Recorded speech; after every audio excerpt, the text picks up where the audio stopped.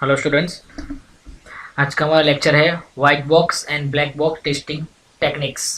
तो आज हम देखेंगे किस तरह टेस्टिंग यहाँ पे होता है वाइट बॉक्स और ब्लैक बॉक्स इन सॉफ्टवेयर। तो first of all software testing, what meaning of software testing. पहले हम देख लेते हैं सॉफ्टवेयर टेस्टिंग क्या है। Testing of software means accessing or measuring the software to determine its quality। तो यहाँ पे क्या होता है कि मेजर मीन्स कि आप मेजर करते हो क्वालिटी को सॉफ्टवेयर की, किस तरह वो एक्सेस होता है, किस तरह हम उसको मेजरमेंट करते हैं, किस तरह हमारी सॉफ्टवेयर की क्वालिटी हो, उसको बोलते हैं हम सॉफ्टवेयर टेस्टिंग। ठीक है, तो टेस्टिंग सॉफ्टवेयर करना कंपलसरी है बिकॉज किस तरह एक्सेसिंग हो रहा है, किस तरह वो क्वालिटी डिफाइन हो रही है, वो सब यहाँ पे मिलेगी टेस्टिंग के हिसाब से।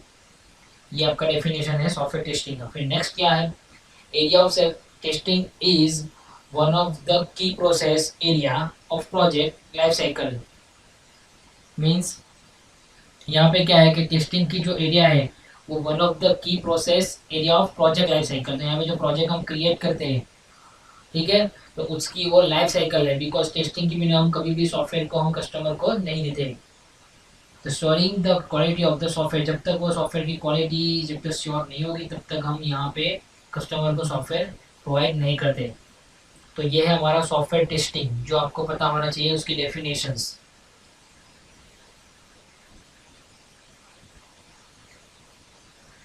तो वेरियस टेस्टिंग टेक्निक्स है। तो यहाँ पे क्या है कि there are 4 types of testing available. First is structure and functional, second is verification and validation VNV, जो हमने लास्ट लेक्चर में देखा था वीएनवी।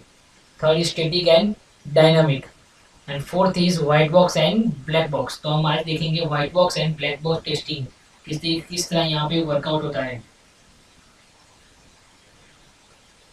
तो ये है हमारा फर्स्ट ब्लैक बॉक्स टेस्टिंग। तो यहाँ पे कोई वैल्यू इनपुट हो रही है और प्रोसेस में यहाँ पे ब्लैक कलर है, मीन्स यहाँ पे कुछ भी आपको प्रोसेस नहीं दिख रही है और फिर हमारा आउटपुट मिल रहा है, इसको बोलते हैं हम सिंपल ब्लैक बॉक्स स्पेसिफिकेशन। तो ड्रो से आपको पता चलता है क्या होगा कि यहाँ पे क्या वो डिफाइन होने चाहते हैं। लाइक कोई वैल्यू आप इनपुट कर रहे हो, फिर वो वैल्यू प्रोसेस हो रही है, वो प्रोसेस हमको नहीं दिखती और हमारा जो आउटपुट आ रहा है वो इनपुट के हिसाब से आउटपुट आ रहा है। जो प्रोसेस नहीं दिखती उसको हम बोलते हैं black box testing. The black box testing is testing technique to having a no knowledge of internal functionality structure of system। जो भी अभी मैंने बोला वही सेम टू सेम है। यहाँ पे कुछ नॉलेज नहीं है कि इंटरनली क्या होने वाला है। हमने कुछ इनपुट किया 1+2, तो वो इंटरनली प्रोसेस में क्या हो जाएगा वो किसी को पता नहीं है। और फिर आउटपुट अपने हिसाब से आएगा, जो एरर होगी, फॉल्ट होगी, डिफॉल्ट कुछ बग्स होगा तो बग्स आएगी, अदरवाइज जैसे आपने इनपुट डाला वैसे से आउटपुट आएगा और प्रोसेस हमको यहाँ पे पता नहीं चलेगी किस तरह हो रही है। ठीक है, synchronize of black box are behaviour, functional, फिर और carry box and close box. इस तरह यहाँ पे उसका नाम भी है अलग अलग। बिहेवियर या फंक्शनल भी हम उसको क्लोज बॉक्स भी बोल सकते हैं, जो ब्लैक बॉक्स का दूसरा नाम है। तो ये था हमारा black box testing, input, process, output, but process no knowledge of the internal functionality. यहाँ पे इंटरनल फंक्शनलिटी में कुछ भी नॉलेज हमको पता नहीं चलता है। ठीक है, अब यहाँ पे focus of black box testing, यहाँ पे किस तरह हमको फोकस करना है ब्लैक बॉक्स टेस्टिंग पे। तो in this technique we do not use the code to determine a test suite, rather knowing the problem that we are trying to solve, we come up with 4 types of test data। Okay, तो यहाँ पे focus क्या करना है, 4 types of test data, like easy to compute data, typically data, boundary extreme data और bogus data. तो there are 4 types of test data available in black box testing. Okay, तो ये किस तरह वर्कआउट कर रहा है आपको पता होना चाहिए। तो ये 4 टाइप्स आपको याद रखने हैं कि किस तरह ये वर्क करता है ब्लैक बॉक्स टेस्टिंग।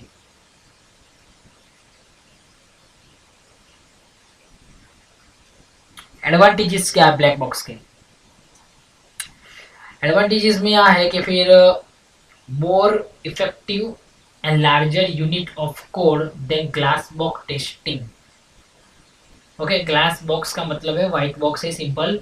तो यहाँ पे मोर इफेक्टिव और लार्जर यूनिट कोड है। तो यहाँ पे व्हाइट बॉक्स टेस्टिंग से यहाँ पे इफेक्टिव और लार्जर यूनिट कोड यहाँ पे यूज होता है ब्लैक बॉक्स टेस्टिंग में। फिर tester needs no knowledge of implementation including specific programming language. यहाँ पे टेस्टर को नॉलेज की जरूरत नहीं है इम्प्लीमेंट करने के लिए या फिर कोई प्रोग्रामिंग लैंग्वेज इंक्लूड करने के लिए, बिकॉज यहाँ पे ऑलरेडी वो लार्ज यूनिट में वर्कआउट कर रहा है। And third, tester and programmer are independent of each other. यहाँ पे टेस्टर और प्रोग्रामर इंडिपेंडेंट मीन्स वो टेस्टर वो टेस्टिंग का वर्क कर रहे हैं, प्रोग्रामर अपना प्रोग्रामर का वर्क कर रहे हैं। यहाँ पे कोई एक दूसरे को कुछ प्रॉब्लम यहाँ पे है नहीं, क्योंकि हर चीज़ हर मॉडल हर फेज अलग अलग वर्कआउट करता है अपने हिसाब से। ठीक है, तो there are 3 types of advantages of black box testing.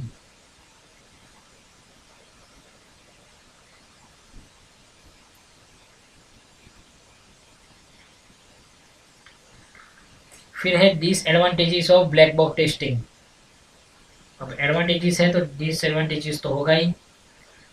Only a small number of possible input can actually be tested. To test every possible input stream would take nearly forever. तो यहाँ पे क्या है कि small number of possible input है। यहाँ पे input आप स्मॉल नंबर पे कर सकते हो टेस्ट करने के लिए, जो उसका डिसएडवांटेजेस है।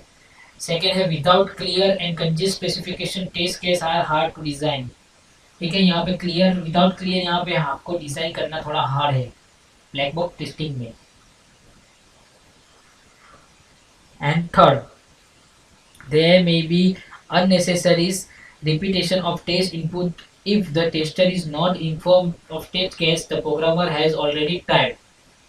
तो यहाँ पे क्या है कि इनपुट टेस्टर नॉट इन्फॉर्म आपको नहीं कर रहा है, तो यहाँ पे प्रोग्रामर हैज ऑलरेडी टाइप हो जाएगा। ठीक है, बिकॉज यहाँ पे आपको बोला है कि small number of possible input है, यहाँ पे ज़्यादातर आप इनपुट नहीं कर सकते, जिसका डिसएडवांटेजेस है। तो फर्स्ट इज एडवांटेजेस 3 और सेकेंड इज डिसएडवांटेजेस। ठीक है,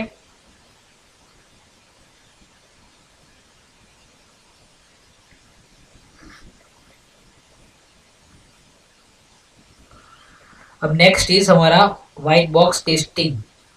तो व्हाइट बॉक्स टेस्टिंग क्या है? तो white box test design allow one to pick inside the box. Okay, white box testing की डिजाइन जो है वो अलाउ करती है one to pick inside the box, box के इनसाइड में आपको अलाउ करती है। Synchronize for white box are structure glass box and clear box. तो मैंने आगे आपको बताया ग्लास बॉक्स को भी हम व्हाइट बॉक्स बोल सकते हैं, या फिर उसका दूसरा नाम क्या है क्लियर बॉक्स। तो हम यहाँ पे स्ट्रक्चर ग्लास बॉक्स और क्लियर बॉक्स बोल सकते हैं। तो ये व्हाइट बॉक्स के 3 नाम है, आपको पता होने चाहिए। ब्लैक बॉक्स के कितने नाम थे तो वो भी आपको पता होने चाहिए। Functional box, okay, black box में बिहेवियर, फंक्शनल, क्लोज, ओपेक्यू बॉक्स, ये सब आपको पता होने चाहिए उसके दूसरे नाम ब्लैक बॉक्स के। इसी तरह यहाँ पे व्हाइट बॉक्स के नाम है। तो कोई भी बॉक्स यहाँ पे पूछे आपको पता होना चाहिए कौन सा व्हाइट बॉक्स और कौन सा ब्लैक बॉक्स है। White box testing assume that the part of logic in unit or program is known। Okay, यहाँ पे क्या होता है कि व्हाइट बॉक्स में आपको पार्ट का लॉजिक पहले से ही पता होता है प्रोग्राम में क्या चल रहा है, बिकॉज ब्लैक बॉक्स में क्या है कि प्रोसेस पता नहीं होती कि क्या प्रोसेस होने वाली है, डायरेक्टली हमको आउटपुट मिलता है। व्हाइट बॉक्स में क्या आपको यूनिक प्रोग्राम किस तरह वर्कआउट करता है वो आपको पता होगा। Second, white box testing consist the testing part branch of branch और टू प्रोड्यूस प्रेडिक्टेबल रिजल्ट। तो यहाँ पे क्या है कि आपको प्रेडिक्टेबल रिजल्ट मिल सकता है, क्यों? बिकॉज यहाँ पे आपको प्रोसेस दिख रही है, तो आपको पहले से ही पता है कि मैं जो इनपुट वैल्यू कर रहा हूँ, अब मुझे प्रोसेस भी दिख रहा है, इनपुट भी देखो, मुझे पता चल जाएगा मैंने जो इनपुट किया है उसके हिसाब से ही मेरा आउटपुट आएगा। तो यहाँ पे प्रेडिक्टेबल रिजल्ट ही आएगा, जो मैंने प्रेडिक्ट किया उसके हिसाब से ही रिजल्ट आएगा। जब ब्लैक बॉक्स में क्या है कि हमको पता नहीं है, बिकॉज हमने जो इनपुट किया वो प्रोसेस दिखती नहीं है, तो हमारा आउटपुट कुछ भी आ सकता है। पर यहाँ पे आपको प्रोसेस दिखती है, इसलिए प्रेडिक्टेबल रिजल्ट यहाँ पे आपको दिखेगा व्हाइट बॉक्स टेस्टिंग में। ठीक है, third, focus specify on using the internal knowledge of the software to guide the selection of the test data। हम यहाँ पे जो टेस्ट डेटा सिलेक्ट कर रहे हैं उसकी गाइड हम सॉफ्टवेयर को दे सकते हैं नॉलेज के हिसाब से, क्योंकि इंटरनली हमको फोकस है, इंटरनली हमको सब कुछ दिख रहा है, तो हम उसके हिसाब से हम यहाँ पे सिलेक्शन डेटा का कर सकते हैं व्हाइट बोर्ड टेस्टिंग में। ओके, तो पहला वाला था वो ब्लैक बॉक्स और सेकेंड वाला है वो हमारा व्हाइट बॉक्स। अब हमारा नेक्स्ट टॉपिक है टेस्ट ऑटोमेशन प्रोसेस। अब टेस्ट ऑटोमेशन प्रोसेस क्या है? तो what does test automation means? तो first is test automation will not, and second is it's really means using the tools. अब ये दो चीज़ क्या है? तो फर्स्ट ऑफ ऑल देखो, टेस्ट ऑटोमेशन विल नॉट में क्या आता है पहले, तो हेल्प और लेट प्रोजेक्ट। ओके, यहाँ पे आपको लेट प्रोजेक्ट हेल्प करता है। टेस्ट ऑटोमेशन विल नॉट जो नहीं है तब पे off on the first release, completely release manually testing, eliminate test planning, success without respect for basic software engineering practice. ये सब ऑटोमेटेशन के बिना है, आपको कोई सक्सेस की कोई रिस्पेक्ट नहीं मिलती है। डायरेक्टली एलिमिनेट कर दे, कंप्लीटली रिप्लेस कर दे, मैन्युअली टेस्टिंग कर सकते हो। तो ये है टेस्ट ऑटोमेटेशन विल नॉट। जब आप टेस्ट ऑटोमेटेशन नहीं रखते तो ये सब हो सकता है, but it's really mean using the tools. जब उसका टूल्स यूज करोगे तो क्या फायदा है? तो देखो, मैनेज टेस्ट शेड्यूलिंग, आप उस सिंपली टेस्टिंग को शेड्यूलिंग वाइज मैनेज कर सकते हो। Do repetitively and additional tasking task, जिस तरह आपको टेस्टिंग टास्क दिया हुआ है वो सब से आप वर्क कर सकते हो। सिमुलेट यूजर ऑफ प्रोडक्ट जो यूजर की है वो सिमुलेट कर सकते हो। एक्यूरेटी कर सकते हो टेस्टिंग में, एक्यूरेटिफाई टेस्टिंग कर सकते हो। रन मोर टेस्टिंग कर सकते हो शॉर्टेड पीरियड टाइम में। बिल्ड रिग्रेशन टेस्ट सूट कर सकते हो। Build test team hand code. Means यहाँ पे क्या है कि टेस्ट ऑटोमेटेशन है क्या? अब टेस्ट ऑटोमेटेशन के बिना वर्कआउट करोगे तो देखो, यहाँ पे मैंने मुद्दे लिखे, यहाँ पे रूल्स लिखे कितने कितने हैं, और उसके साथ वर्कआउट करोगे कितने कितने हैं। तो यहाँ पे देखो बेनिफिट कितने मिल रहे हैं। ठीक है, अब मैं दिखाता हूँ कि ये चीज़ है क्या। तो चैलेंजिंग इन टेस्ट ऑटोमेटेशन, तो first is complete test coverage, high quality testing, new technology, ROI। तो कंप्लीट टेस्ट कवरेज में है क्या? The core object of automatic is provide 100% test coverage. यहाँ पे 100% से आप टेस्ट कवर हो जाएगी यहाँ पे, इसलिए ये यूज करना कंपलसरी है। फिर ऑटोमेट सूट द शेड्यूल भी एक्यूरेट, यहाँ पे एक्यूरेटली वर्कआउट करने के लिए परफेक्टली ऑटोमेटेशन है। Customer accept the reliably result for automated testing every run. यहाँ पे क्या है, कस्टमर जिस तरह वर्कआउट कर रहा है, जिस तरह रन कर रहा है सॉफ्टवेयर को, तो उसको रिएबली सुटेबल एक्यूरेटली उसको रिजल्ट मिलना चाहिए। तो ये चीज़ होगी तो ऑब्वियसली वो उसको मिलेगा ही मिलेगा। फिर न्यू टेक्नोलॉजी में क्या है कि automation process should be report support future enhancement. जो फ्यूचर में कोई न्यू टेक्नोलॉजी आने वाली है वो यहाँ पे शुड बी प्रोसेस होगी। ऑल्ट्रेशन में भी fail due to critical function, new technology available है यहाँ पे। फिर ROI में क्या है कि in the inconsistency state application will be prevent automation to scope the estimate ROI achieve the planning of ROI। Means यहाँ पे बहुत सारे कवरेज है जो इजीली आपको डिफाइन करोगे नहीं, तो ये आपको यहाँ पे बेनिफिट दिखा रहा है और ऑटोमेटेशन। तो विदाउट ऑटोमेटेशन और विद ऑटोमेशन आपको पता होना चाहिए। रूल्स दिखने के बाद आपको पता चल जाएगा क्या चीज़ है यहाँ पे। इंट्रोडक्शन टू ऑटोमेटेशन फ्रेमवर्क, अब उसका फ्रेमवर्क है वो किस तरह वर्कआउट कर रहा है। The test automation framework defines the set of automation concept practice the consist work platform to support the automatic testing। Automatically testing में यहाँ पे होगा किस तरह, देखो, defining process to quality of automation. पहले आपको क्या करना है, प्रोसेस की डिफाइन करना है, क्वालिटी चेक करनी है, किस तरह उसको वर्कआउट करना है वो पहले आपको चेक करना है। फिर उसके बाद सेंट्रलाइज ऑटोमेशन इंप्लीमेंट करना है यहाँ पे। फिर उसके बाद ऑटोमेटेड स्क्रिप्ट डिफाइन करनी है। फिर उसके बाद सिस्टमेटिक मेंटेनेंस करना है। ये फ्रेमवर्क में आप वर्कआउट करोगे, ठीक है, तो आपका सॉफ्टवेयर इजीली टेस्टिंग में जाएगा और कस्टमर को सेटिस्फाई होगा। देखो सेकंड में, automation framework is a process of structuring and organizing script to increase the level of reusability and readability of scripting. तो यहाँ पे जो स्ट्रक्चर वाइज ऑर्गेनाइज वाइज आप वर्कआउट कर रहे हो फ्रेमवर्क में, ये उसकी सबसे बड़ी बेनिफिट चीज़ है फॉर द टेस्टिंग।